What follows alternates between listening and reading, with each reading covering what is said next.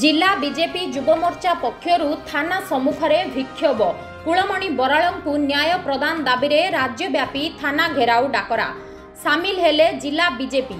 महांगा पूर्वतन ब्लॉक अध्यक्ष कुलमणि बराळ हत्या घटना रे आईन मंत्री प्रताप जेना संपृक्ति नहीं मामला रुजु हेबा परे मध्य कार्य अनुष्ठान नेउनथिबा अभियोग रे राज्यव्यापी प्रतिवाद डाकरा देछि बीजेपी।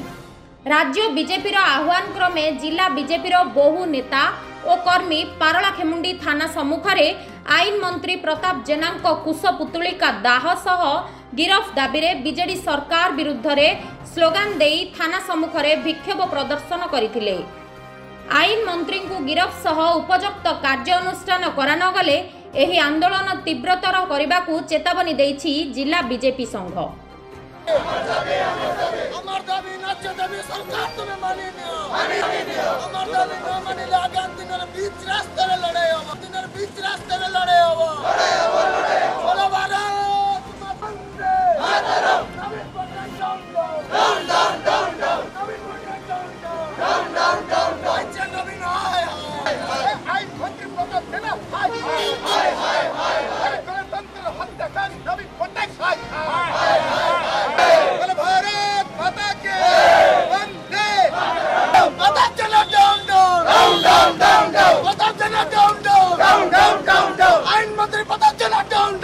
पारलाखेमुंडी प्रभात कुमार पात्रंक रिपोर्ट मानवाधिकार मीडिया।